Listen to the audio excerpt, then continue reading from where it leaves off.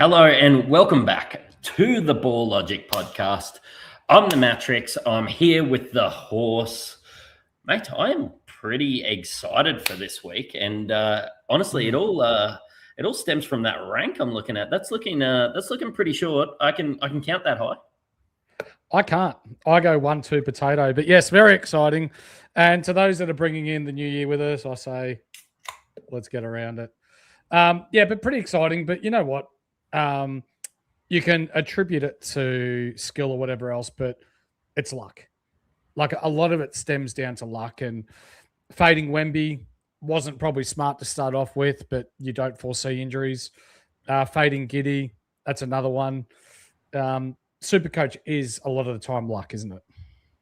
Yeah, and you've got to dodge the thing, but there's been some calculated risks that you've taken and some that paid off. So looking pretty good in the 988. So what was that for rank for the week, mate? It's a good question. It was, as I bring it up, 700th for the week. Yeah, nice. So moving week, it's moved you up 7 spots, and it's worked well. Yeah. And for those that are inside the Patreon, they'll get a bit of a look inside our trades that we'll be putting up either later tonight or tomorrow. But we have done a pretty good combing of the roster or the schedule, haven't we? And we found a few little gems that we think people at home might like this week. Yeah, no, I'm pretty excited. And look, of course, subscribe, thumbs up, bell, and hype. Follow and 5-star review on audio. But yeah, look, we're actually going to give you a bit of a teaser, which I'm pretty excited about for our from our Patreon, really. So we're going to go through how we went on today's show. We're going to cover what to do with the Jokic funds. That's been a big one. We're going to do buy, hold, and sell, and it's usually something we keep behind the Patreon. But all three of us have picked a buy, a hold, and a sell that we like the most, and we're going to unpack those. We're of course going to go through our trade targets. We're going to let you know what's going on with the schedule, and our ever important captain's corner just got a lot better, didn't it? Absolutely did. With again, we don't like wishing injuries upon anyone, but with the Joker, going down, it just opens up the playing field, and a captaincy choice is now as important as ever, because you get this wrong and you're losing ground big time. There's no clear-cut favorite anymore. Yeah, absolutely. Makes it a lot more interesting for sure. Last week I scored an 826, and to be honest, I really took a massive punt. I brought in Giannis. I brought in Wemby. Didn't really pan out. Still had a few guys that dropped 100, even on some 3-game weeks, which was nice. Kind of just makes me feel like I got the right guys, and things just didn't go my way this week. Dropped about 100 spots, but still in there in the hunt. And look, cash gen's looking all right. And honestly, like, our next conversation is going to be about Jokic and what we do with the funds, and I think of it as something that I could probably use to fix a couple maybe fuck ups, or fix a couple guys in my team that I've been trying to get out for a couple of weeks.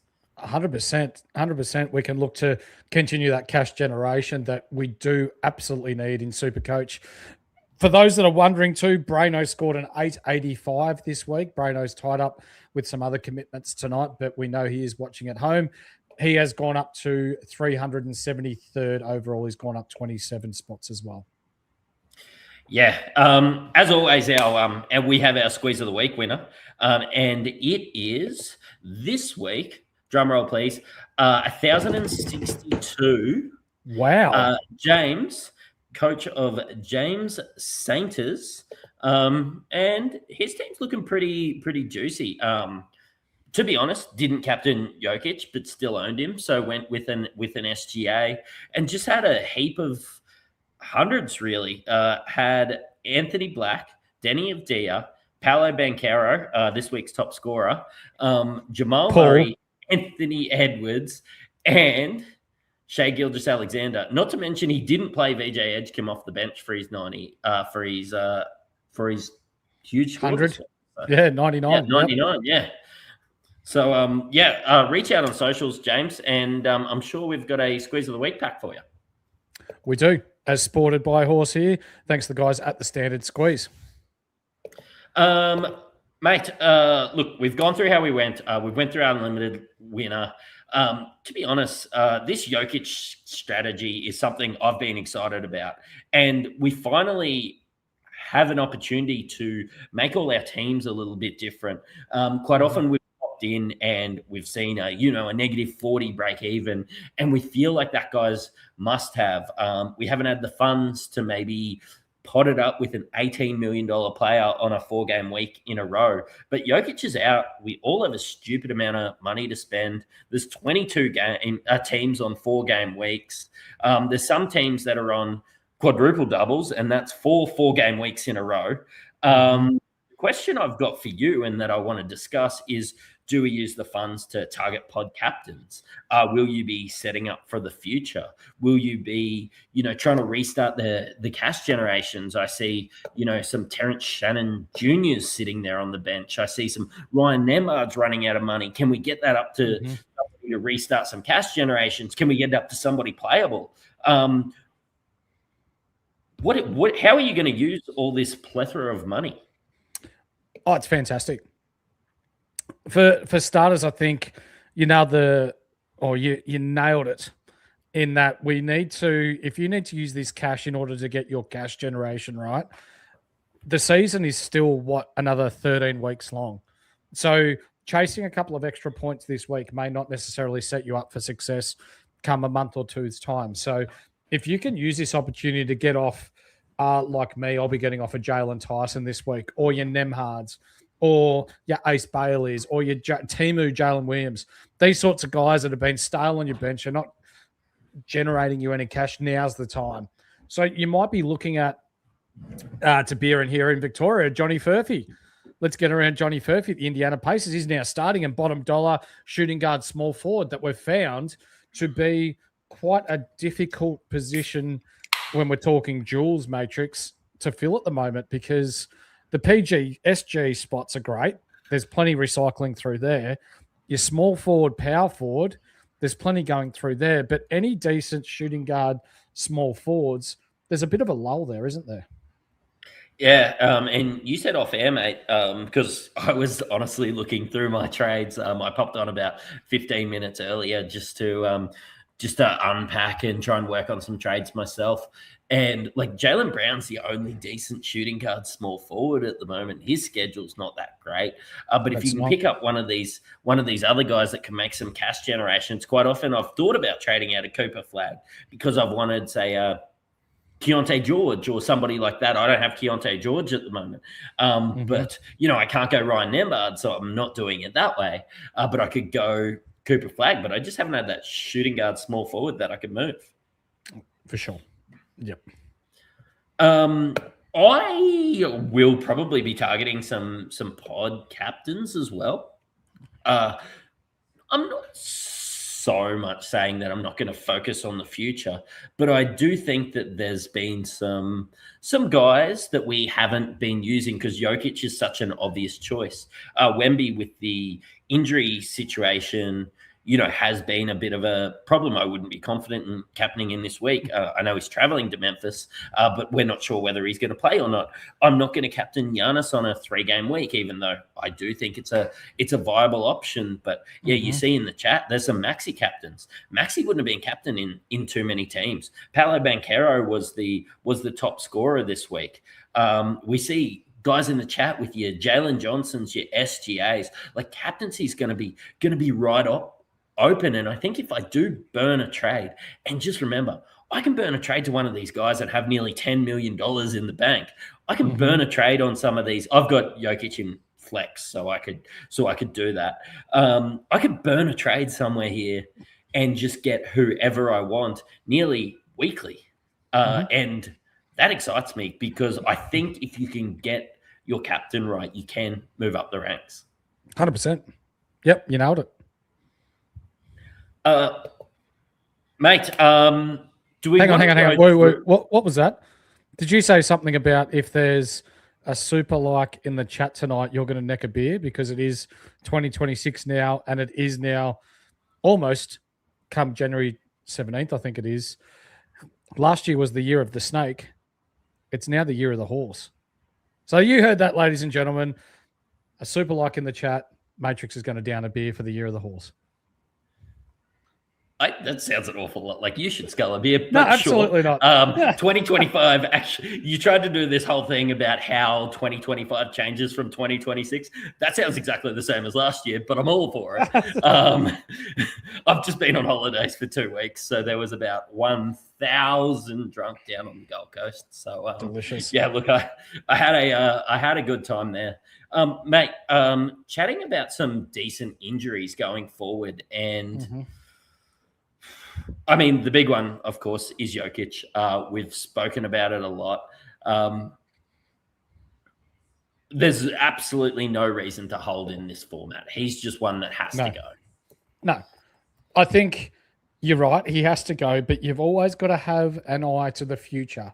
So if you want to bring Jokic back when he's right, whether it is straight away or whether you wait a week and then bring him in once he gets a little bit of match fitness, although who are we joking? He doesn't need match fitness. He's the GOAT anyway.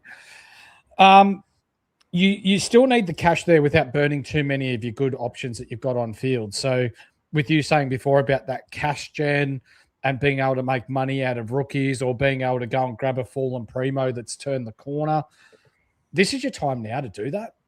Bank a little bit. Oh, well, you don't have to bank the cash now, but just have that plan B in the back of your mind that in 4 weeks' time, we might need to go out and get Jokic, but you still want to keep the majority of your gun players on court as well. Yep. No, I'm with you there, mate. And of course, you know, there's so many players in the NBA that we're just going to focus on some SuperCoach relevant guys. Jalen Durant's out for at least a week. I've posted on my socials. I've been quite vocal about it. I think B-Ball Paul is probably a pretty good ad. Maybe a Ron Holland, and getting a week for some of these guys, you know, is really good in some of these other formats. But would you look at any of those guys for SuperCoach? Probably not. I mean, as a 1 week play, maybe, but nah. No, I think when you're looking through the players that are available this week, and Jokic is giving us $27 million to play with. So to go down to, let's just say we go down to Kawhi Leonard, for example, you're banking $9 million already. So I don't think we need to take those absolute risks unless you find a rookie that you know is going to play and then bank some cash for next week. I see Joel Embiid being mentioned in the chat. I wouldn't touch him with your stubby. You're honestly, you go too far in the other direction with your hate of Joel Embiid. But he can drop a 40 piece pretty quickly. But yeah, look, it's super hard when he's predominantly not played back-to-backs or anything like that. So yeah, he's hard to get in there. Another one I've been looking at that's been out and honestly is at that juicy price, which is going to fill your bank this week, is Josh Giddey, one that people haven't been planned on trading. One you spoke about that you dodged. I accidentally dodged. I really wanted him. But he's out for another close to 3 weeks now. Yeah. That point guard rotation at Chicago, it was something that interests me to start off with, Matrix, but just watching the last couple of games and the way that they're bringing the ball up the court or going through their offensive sets. Jones, we thought, was the number one. Had a really good game to start off with, but laid some duck eggs later in the week. Then you've got Kevin Huerter, Ayo Dosunmu. The list goes on. Mattis Bazelis is getting more use, so if you've magically still got him, he might get a minor bump in minutes and usage, but there's no one at the Chicago Bulls that benefits greatly for SuperCoach. Trey Jones kind of does, but it just sort of he's so hit and miss with his shot because he's just an assist guy. And if assists were worth 2, I'd be super interested, but they're just not in this format. Another one I've been looking at is Jakob Poeltl, and this of course impacts the bringing in of popular buy-in Scotty Barnes, because Scotty Barnes has played that sort of center role at times, probably one of the only guys in the league that you've seen sort of play point guard and center at the moment. But Jakob Poeltl is due back in the next couple of days. Will that affect your thoughts on bringing in, say, a Scotty Barnes? Definitely. I am very interested in Scotty Barnes. Jakob Poeltl's injury is a little cause for concern. I'm interested to hear what you think, because you're usually all over it and what goes on with not so much Jakob Poeltl, but with injuries and when people are due back and what have you. And if there's no Jakob Poeltl, Scotty Barnes is the number one clear winner with him out. Sandro Mamashkelavili. Oh, I said it. Yes, he might be okay, but not for SuperCoach. Scotty Barnes is the clear winner. Yeah, he is. And it's kind of one of those situations. He's a clear winner when he comes in at point guard, but he's probably better suited to being closer to the basket because he doesn't have the cleanest shot. Look, they're due back in a couple of. He's due back in. Well, I'm just looking at the schedule, whether it's 1 or 2 games. So it looks like he will miss tomorrow, and he will be questionable for the Hornets game. If I was the Raptors, I would presume that I could maybe beat the Hornets. So I think you give Scotty Barnes this week 2 weeks with that center eligibility, or at least that increased rebounding role. And then once he comes up against the Celtics and the 76ers, he goes back to his normal role, which might I add was still like 28 SuperCoach points per game. Scotty Barnes has been a lead. I think I've owned him twice this season already. And he's one that I'm really looking at because I kind of like that handy point guard, small forward duel as well. Yeah, I love that. And especially once Giddey comes good and he's got a stretch of 4s, you can then use that point guard shooting forward eligibility with him and Scotty Barnes if you need to rotate anyone or trade one out. So you said I'm usually all over the injuries, and I usually am. But I don't know. I must have yesterday or whatever just missed the Houston game or the Houston scores, or saw the scores. I actually didn't realize Alperen Şengün was hurt, and one of the first things I went to go look at doing once Jokic was injured, I was like, oh, you save 10 mil and you add out Alperen Şengün. Would have just been a very obvious choice. Not to be. No, so Şengün missed a game and then came back and played 1 minute and then was taken off the court and then missed the next 2. So for those that think, oh, it's just rest and he's going to be back, I think there's something a little more going on here. And there'll be a little article within our Patreon later tonight where I go into who I think is the main beneficiary with Şengün out. But yeah, I'm sort of leaning towards him missing the beginning of this week as well. Yeah, and another guy which is cause for concern, but it's not cause for concern with the guys we're looking at in SuperCoach. Day-to-day for Trae Young. Jalen Johnson gets that increased role when he's missing out. He does. And it's more the assists. The points and the rebounds still seem to be there, but it is more the assists. I actually think his points get a bit better when Trae's around because he gets a bit better pill. But he's day-to-day at the moment. Might miss the first game, maybe the second game of this 4-day week. They've got 3 4-game weeks in a row. Mate. Oh, no, they don't. They go 4-3. 4-3. Sorry. 4-3 for these guys. Mate, Jalen's got to be a captain option at some stage, right? He's actually my favourite for most improved this year. He has taken his game. I'm not just talking about SuperCoach. When you're talking about NBA as a whole, and from like 2 years ago, he was an unknown commodity coming off the bench. Last year, he really started to flash, what sort of upside he had, and then got injured. And now this year, he's popping off triple doubles for fun. In fact, I reckon he's second in the NBA for triple doubles behind Jokic this year. There you go. There you have it. Straight from the horse's mouth. Mate, let's have a look into schedule talk. And as always, we have a segment brought to you by Ryan from Astute Newstead. I've changed it up this week. I've gone away from it. Brano was away. They let me free with the notes. But schedule talk is from Ryan. And if your interest rates are above 5.4% and you want to buy your first home, renovate, or even just save some coin like the rest of us, Ryan is your guy. He does all the heavy lifting. I've used him. Excellent 2K player as well. Not too bad on SuperCoach. I don't know if he's playing NBA this year. He was really good. I think he even came on an NBL podcast at some stage. I went to the NBL with him the other day. He came on an AFL one last year and finished top 1% in AFL. Yeah, loves it, SuperCoach, and of course that's why he reached out to us to become, I suppose, a part of our team. And we just love using him. We don't recommend people that we aren't confident in giving our fans across to. And absolutely not. It's no obligation. Doesn't cost you a cent. I've used him for my renovation. You can book a free consult. Honestly, he's chill with just messaging and asking for some SuperCoach advice while you go there. And let him know that we sent you. And look, I'm pretty excited about schedule talk this week as well. Yeah, bloody oath.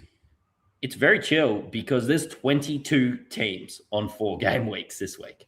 Is that all? Yeah, that's all. Yeah. So I'm not going to go on. With you saying that, we should nearly all of our players that we've got playing this week all on 4-game weeks. Nope. No. I don't, because I've made some fuck-ups at certain stages by having to hold Giannis and Cade and everything like that. But I think some guys like that are okay to hold through a little period like that, because when you have a look at them scoring, they can score hundreds in 3-game weeks. But, yeah, honestly, everybody you bring in should be on 4-game weeks and for sure. And, have a real crack. I don't think we're going to be talking I moved down 100 spots and didn't have too bad of a score this week with an 826. I think next week it's going to be some 1200s and some 1300s when we look at the old "How did you go" post on Insta. Oh, for sure. Yep, there is going to be some big scores. And the teams and I do have a bit of a question for you, which doesn't always happen in schedule talk, but we've got Brooklyn, Cleveland, Dallas, Detroit, Indiana, Milwaukee, Sacramento, and then the Lakers on a 3. So they're some of the teams that you would generally avoid this week. But I've got one for you. Lakers go into a 3-game week and then a 5. If you would more of a casual player or somebody, to be honest, they're going to play the same amount of games over 2 weeks. You could target some Lakers this week to make sure that you've got a fair few of them next week when they're playing a 5-game week. And you could, we're going to be captaining a Laker next week. Is it next week? Is it the 5-game week? Yeah, next week's the 5-game week. Yep. Okay. Definite cause to have a bit of a look there. Reeves is still going to be out, so you're looking at a Luka and a 15 million LeBron. What's the likelihood that anyone plays all 5 games? I mean, those 2 guys, Luka's probably the best chance, but just remember you've got Ayton providing $14 million worth of value at the moment. There's some other guys getting some elevated roles that might be able to rise in some cash quickly. We've got a Rui Hachimura injury and some things like that happening at the moment.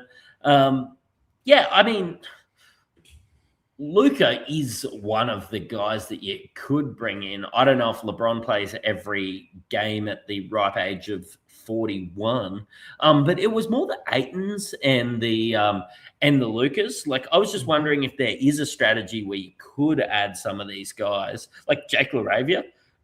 He's been on fire as of late. Yeah, don't mind it. Ayton, he'd be center only, wouldn't he? He's center only. Good downgrade if you want to generate a metric fuck ton of cash. Absolutely. Jake LaRavia, 78 points last week, 7.8 mil, could be a decent shout. Probably the one that I'd like. Did he do any good? There's one bloke from he was shithouse this week. Must have been the week before. Nick Smith Jr. He actually shot the lights out, but had a quiet week last week. The only 2 that I'd be interested in would be Luka Doncic and probably Jake LaRavia at that price. Yeah, I don't want to bring up Theo's comment too much, but I did read this as Jake Labia and had to make three looks back at the post. so we'll leave that one there. What I've been excited to bring in this week was buy, hold, and sell. So in our Patreon, we do a buy, hold, and sell every week. We do. Here's the format and the type of content that we provide on a weekly basis, as well as that direct line of communication to ourselves and our expert community through our WhatsApp and our Discord. Like this week, I wrote their captaincy chat. I know Brano did some pod watch, which he loves, just unpacking some guys that are like sub 5%, even sub 10%. Even one guy this week that he's recommending buying that's 0.6% owned. We really enjoy doing this content, and we're providing it through our Patreon. So I just want to give you a little bit of a, I suppose, a deep dive into what we do on a weekly basis. And we do buy, hold, and sell in our little NRL world. So look, I'm keen to do it, but let's have a look at some of the buys this week. Oh, I tried to use Brano stingers, but they're not there. Let's use them.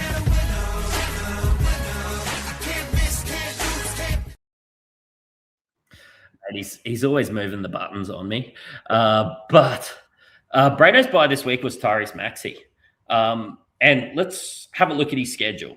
4-3, 4-4-4, 5 in the next 6 weeks. No team plays more games than the Philadelphia 76ers. He, now that Paul George and even Joel Embiid have stepped aside, is the alpha dog. And he was the top scoring guard from round 10. Currently, seventh best average all year, 28% usage, which is only below Embiid on that team, who regularly misses games. And only 2 guards are scoring better, and those 2 guards are Luka and SGA. Pretty good shout from the big dog. Love it. He's definitely the top of my list for this week.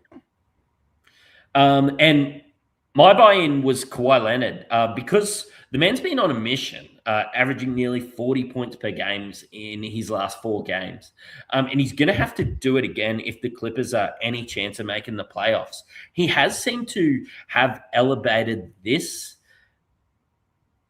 and they've gone on this little bit of a run through this elite usage. And honestly, him just putting the team on his back, we've seen it before. I go back to the Toronto days, and yeah, Fred VanVleet and some of those other guys had their moments, but Kawhi was the guy on this team. It's risky, but that's kind of my middle name when I play SuperCoach. And going through a 4-game week, and the schedule's been putrid up until this point. This is the only point I've been comfortable buying an LA Clipper, and it is using some of that money that I've got from Jokic to maybe get I'm not sure exactly who, but maybe a Derek Queen or a Cooper Flag or a Maxime Reynaud or one of these other guys that I'm not comfortable playing every week into a Kawhi. I don't mind that shout. He's been really good lately. Yeah. Mate, you've got somebody from Houston. Kevin Durant. Really, really interested in this guy, especially without Şengün. His usage has gone up. He's playing a little bit of the point forward, even though the assists aren't really there at the moment. But when we're talking about a team in the NBA who has the best schedule over the next 8 weeks, it is the Houston Rockets. 7 of the next 8 weeks are 4-game rounds for Houston. So now is the time we target the Houston Rockets. Love it, mate. I know he's like, that was one of the reasons I opened the app and wanted Şengün. But yeah, Kevin Durant, Amen Thompson, these guys look great.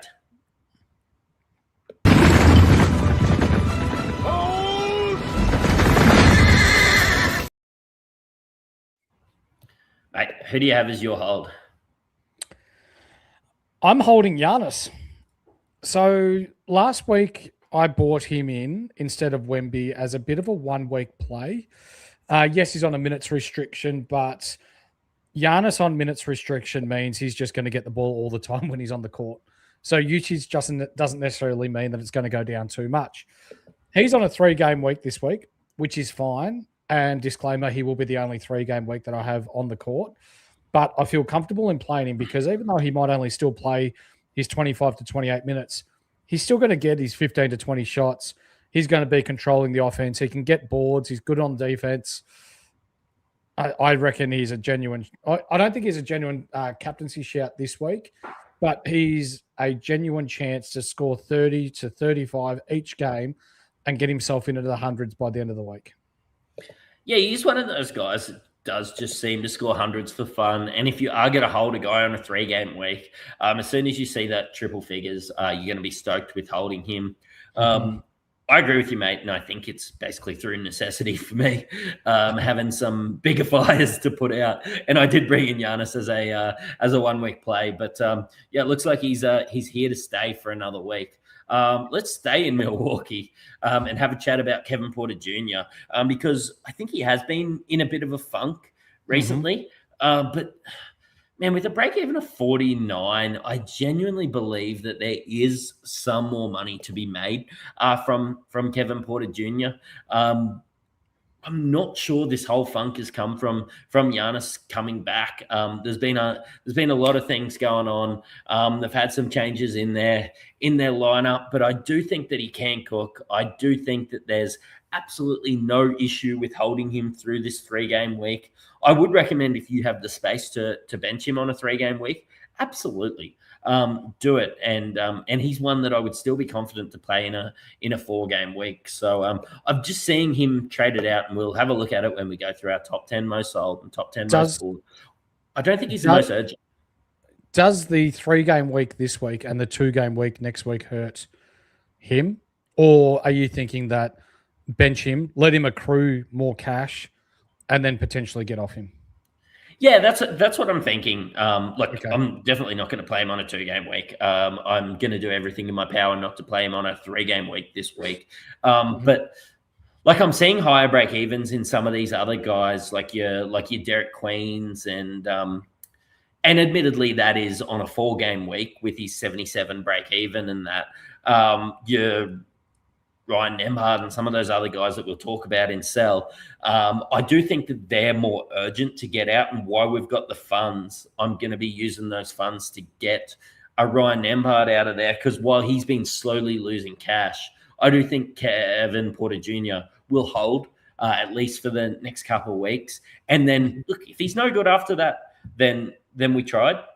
We move him on. But you know what? If he finds a bit of form, he comes back to that sort of top 15 SuperCoach player that he was 2 weeks ago. He's somebody that I can plug and play in a couple of weeks. Beautiful. I like it. Brano's hold, he gave us a couple, actually. Wemby. And I brought up a quote from Mitch Johnson, not Australian fast bowler, but NBA reporter. He says Victor Wembanyama is looking really good. While he's not going to be playing in the Portland game, they expect him to travel to Memphis, and says his recovery is going well. Okay. I mean, if sitting on the fence was a tweet, it would be this from Mitch Johnson. But I think at least him on a 4-game week, traveling to Memphis is at least a step in the right direction. Like, he just wouldn't travel to Memphis if he didn't intend to play in that game. Yeah, it's tricky, isn't it? Because Jokic to Wemby, if you know that he's going to play 4 games, is the most logical move. But San Antonio have a back-to-back in there too, don't they? Yes, on the weekend, but that is the furthest away. So in Australia, that's Sunday and Monday. So that's against the Celtics and the Timberwolves on Sunday and Monday. He does have Wednesday, Thursday as well. So that was actually 2 back-to-backs. 2 back-to-backs. Yeah, I don't see him playing all 4. I think when you got a key cornerstone piece like Wemby, San Antonio are traveling really well at the moment. They don't need him to play every game, so managing him would be the right thing to do. I think he I'm going to say he still plays 3. I don't think he plays 4, and I think he's on limited minutes as well. So probably the first game of the first back-to-back, he misses the second game of the first back-to-back, which gives him extra days off. and then potentially plays the back-to-back on the Sunday, Monday here in Australia on managed minutes. So what you said earlier about Giannis, you being okay to play him on a 3-game week, does like this situation is the hold segment. So Brano's saying that he believes Wemby's a hold. If you owned Wemby, which I know you're not in that situation, is he a hold? I would 100% hold, yes. So I agree with you, but with 2 back-to-backs, I don't think he's a buy. No, I'm the same. I think you can wait another week. Yep. So verdict on Wemby, that was our most controversial one, so I wanted to bring that up, is you can hold him if you own him, but sell him if you don't have him. Because I've toyed with selling him, and I tell you what, you move Jokic and Wemby out of your team, and you've never had an app like this. You have no salary cap. No.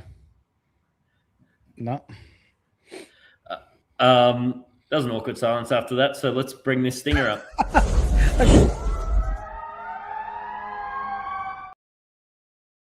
It's quiet. Brado said Brian Nembhard. Brian brought up Brian Nembhard. Oh, dear. Definitely, I think if you're sitting there with Brian Nembhard, he has been slowly losing cash for the last couple of weeks. And I think Jokic gives you the prime chance to get him up to a Keontae George if you have him. Insert other $12 million player that you're okay with playing. There's some $13 million guys, especially if you're juggling some jewels there. I do think that this is your out for Ryan Nembhard. Otherwise, he's going to be sitting there, and you're going to lose that $1.5 million, and he's going to be $3.5 million. Look, it's probably 5 or 6 weeks because he's slowly losing cash. He's still playing, but yeah, he just doesn't have that role that he had. No, he doesn't. No. Your sell, mate. Who is my sell? It is Jalen Tyson. So this is someone that I started the year off thinking that he would play a role for Cleveland, and I'll be the first to admit that I got more out of Jalen Tyson than what I could have bargained for, with him nearly making it to 10 million. I am using his cash this week to go from him, who I'm still classing as a rookie, up to a fallen primo. So this is why we talk about cash generation and getting your cash gen right. So then you don't have to get off guys that you want to keep. You can bank some cash and then use I think I'm making 6 mil out of Jalen Tyson to be able to upgrade elsewhere. No, I love it. In the last couple of weeks, and Washington's schedule was all right, I heard a lot of chatter about Alex Sarr, and I just want to let you know some things that Alex Sarr's done in his last 4 games. Please do. 12 points per game on less than 50% shooting with only 2.5 blocks per game, less than 5 rebounds, and just over 3 assists per game. He's nearly 7% owned. If you own him, just don't anymore. I agree. It's shit because he started the year so well, Alex Sarr, and it's by pure fact that he plays for the Washington Wizards. 13.8 mil at the moment.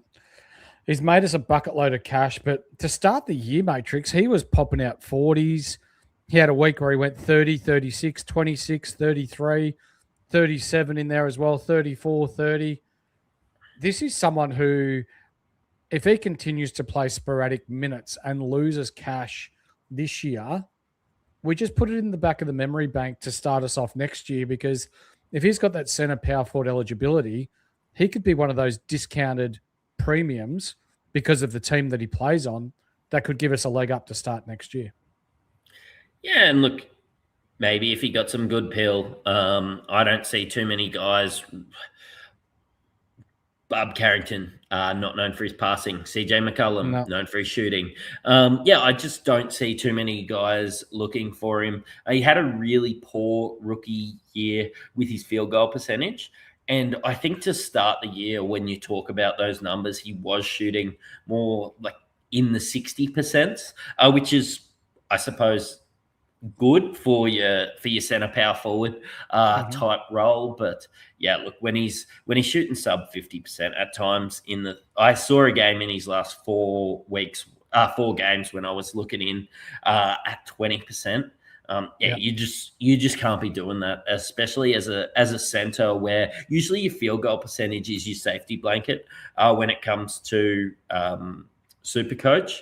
And I was expecting the blocks to, I suppose, counteract that awful field goal percentage. Fine when you're shooting 60%, but when you're shooting 43%, you just can't have it anymore. No, you can't. Mate, let's have a look at some, and it's going to be some guys that we've spoke about, but some of the most brought in and most traded out. No surprise that, let's go to top 5%. No surprise that Nikola Jokic is the most traded out player. We don't need to be talking about him. Josh Giddey, 12% of teams trading him out. 100%. I understand the Josh Giddey one. Kevin Porter Jr., I think you and I have some, I suppose, differing opinions on this, but there is the caveat that if you can hold him and put him on your bench, the 3-game and the 2-game week actually don't matter. Interesting to see Cooper Flagg being 3.1% sold, Matrix. We look at his schedule and he goes 4-4 after this week, and then 2 threes, which is fine, depending if you need the cash, of course. But then he goes 3 4s in a row again. And the way that he's been playing, he's nearly someone that you can start on field and be confident with his scoring. So your thoughts, would you sell him or would you look to hold him for a little bit more or a little bit longer?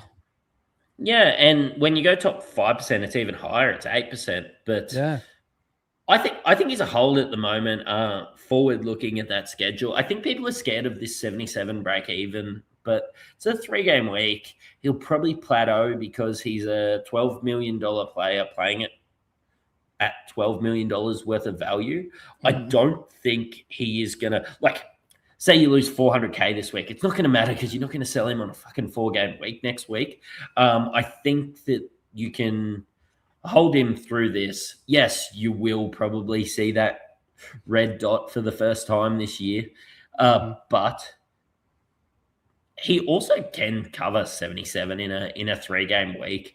And then when you get through to a 4-game week, what does he need to cover? 20 or whatever a game. So he rolls through with an 80 next week with 4 games. Yeah, no, Cooper Flagg is a hold for me. I mean, Kevin Porter Jr. and Cooper Flagg, of course, if you're using this $12 million to get somebody elite, that's probably what they're doing with Jokic money. But I think you've probably got bigger fires to put out than trading out. At least Cooper Flagg's a better hold than Kevin Porter Jr. And Kevin Porter Jr. was my fucking hold. So, yeah, for sure. Dono Mitchell, and I believe this one is schedule related. 5.8% of people are trading him out after a fucking monstrous week this week. He went through that 4-2, 4-4 run, and he just does have a double 3 in a row. He does. One that I wouldn't mind looking at in week 13. But yeah, 2 threes in a row kind of sting, doesn't it? Yeah, it does. Use the cash, look to upgrade elsewhere, and then bring him back around 13. Mate, Derek Queen, interested to hear your thoughts as to why 3.9% of people are trading him out on a 4-game week. I think it's a combination of people looking at him as a rookie and that he's maxed out with his cash, which is all well and good. But it's probably also that Zion's entered the starting lineup and it's taken away from his usage a little bit. I don't see him as being a priority sell. I can understand if you're using his cash to go up to a primo, but when we're looking at New Orleans, they've still got, 2 more 4-game weeks before they have a stretch of 3s. So you can hold him for another couple of weeks, max out his cash, and then look to sell him. But there'll be people out there that'll see the 4-game week, and again, with the injuries to Wemby, or the uncertainty around Wemby, the injuries to Giddey, injuries to Jokic, lack of boosts, you may be forced to hold or worse still play him He did have a down week last week, but we saw the last time he had a down week where he scored in the 40s, he bounced back the week after and scored in the hundreds. So the frustrating thing is you don't know what you're going to get, but the ceiling is absolutely there that he can match it with primos. Life is like a box of chocolates. Play Derek Queen. Straight out of the horse's mouth. Mate, Victor Wembanyama, I think we've chatted enough about him. It's through that uncertainty and honestly using $20 million elsewhere. Maxime Reynald, he's back. Playing. He, of course, got injured. Paul, he's back and now people are trading him. As soon as I saw him clear the injury report and start the next game, instantly thought Paul Pierce being stretchered off in a wheelchair, then 10 minutes later, bouncing around, jumping around, back into the game. Fucking hell, the bloke looked like he'd been shot. Give him the Supermax. He deserves it. He might win an Oscar for that one too. Maxime Reynald, ladies and gentlemen, a fine hold off the bench. I think that there is more money to be made with him. Domantas Sabonis. I was looking at the injury report before, but the King, he might never put on a King's jersey ever again. Ryan Nembhard, we've talked about how good of a trade he is at 5.3. Let's not let him lose any more cash. He's only lost you $320K last week, a little bit the week before. He's made you $1.8 million. This is why we get cash cows, so that 100%. We can cash out of them. And Pascal Siakam, for those who are holding him, I played a 4-game week last week, going into a string of 3s. Completely fine to trade out. Tyrese Maxey is the most brought-in player. For good reason. Absolutely. I think Brano hit the nail on the head. Just going through that schedule, no guard, no $18 million player plays more games than Tyrese Maxey in the next 6 weeks. He's somebody that you could bring in nearly captain this week and also be setting yourself up for the future. There's like when Jalen Johnson is playing a 4-3 or a because he's going to come up in the 3rd pick. Your Tyrese Maxey's, your Toronto players, these guys go on a string of 4s. They're captainable. They've been in great form. I don't really see a disadvantage to, say, Scotty Barnes and Tyrese Maxey, your 1st and your 4th brought-in players' horse. I see a comment in the chat, and you beat me to it, Theo. Tyrese Maxey is one of the superstars in the NBA that does not rest. He plays. He plays every week, and you go back through the archives as you will, and if you'll find that if he's not injured, as in properly injured, this man plays as much as he can. So while we're worried about rest with players and what have you in the NBA, I can confidently tell you that if he's right and his body's willing, he will not rest and he will play 4 games this week and is a legitimate captaincy option for us at home. Mate, we all know YouTube, if you play a tune in the background, it gets brought out due to copyright. I know I was playing my humps. Are you familiar with Kevin Gates, my friend? Who? Yeah, I thought you would be because you're old. I don't get tired. Play the tune because that is Tyrese Maxey's theme song. It's hashtag IDGT. If you're looking it up on Spotify, you can follow me for all my elite playlists. Horse, I think that you should do it. What is Spotify? Pull your record player out. Thank you. Jalen Johnson, we've chatted probably enough about him. Chet Holmgren is the 5th most brought-in player by top 5% of coaches. Had an elite week. What do you think about him as a buy this week? Great pod shout. No Hartenstein playing the center position at Oklahoma. Pretty good run this week too. I don't see him resting, especially with no iHeart. Yeah, one for the ones that like to live a little on the edge. Yeah, and mate, he is probably the best center. Like if you go down and look at Şengün being a bit, I suppose, wishy-washy. Şengün might just roll back and play. I just saw that interview with the coach and I am shit scared. But Chet Holmgren is probably the best center to bring in, isn't he? I think so. Yep. It's just to be honest, it's just their run of games end this week. It's a good point of conversation because there's probably some people at home going, you haven't spoken about Karl-Anthony Towns. And perhaps he's the best center. But it's a bit like Cleveland. Cleveland is the Donovan Mitchell show. And everyone else is just along for the ride. At the New York Knicks, it's Jalen Brunson. And then it's everyone else. So you might get a game where Karl-Anthony Towns goes for 40. But then the next game, he might give you 9 points on 2 for 9 shooting and 9 rebounds and do fuck all else.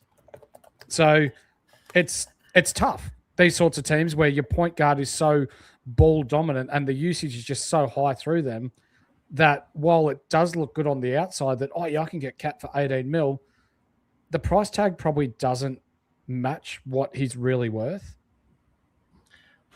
I just can't believe the fucking disrespect to OG Anunoby in all of this. Is he the real main player in this team? Is he a mate of this Kevin Smith bloke that sings that song? Kevin Gates.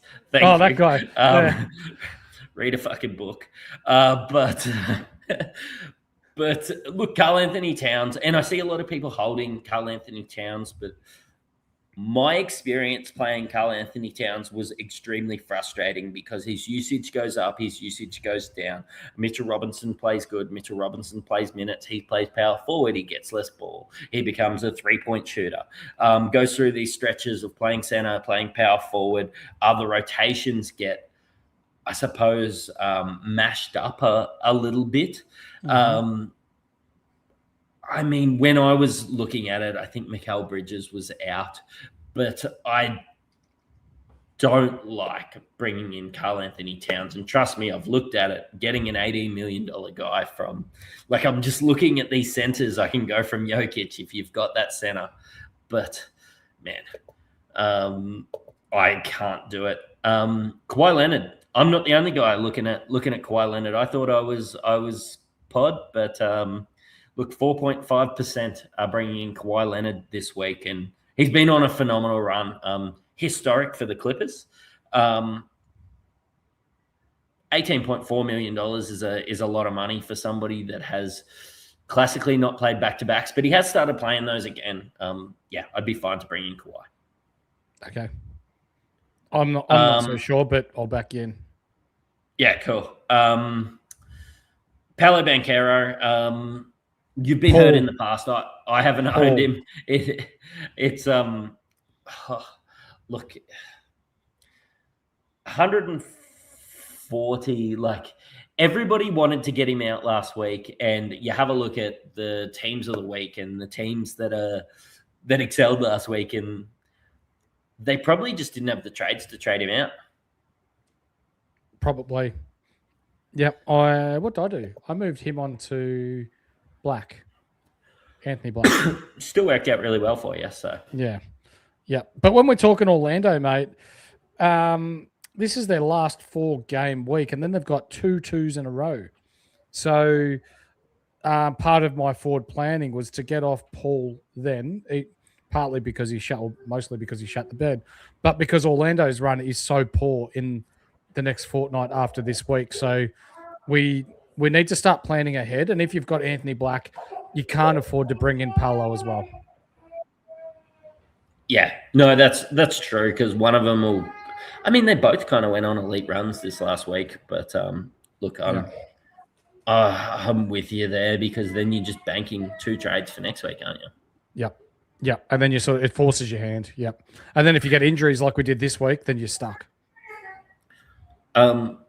Mate, look, more people are bringing in Victor Wembanyama than trading him out. So, 552, 3.5%, and the top 5% are bringing him in.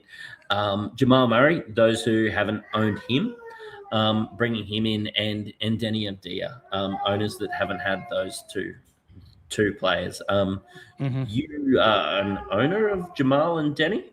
Happy owner? Very happy owner. Owner of both, yes. Yep. Do you think we've missed the boat with these guys in their patch of the schedule, or you'd be fine to bring them in if you didn't own them?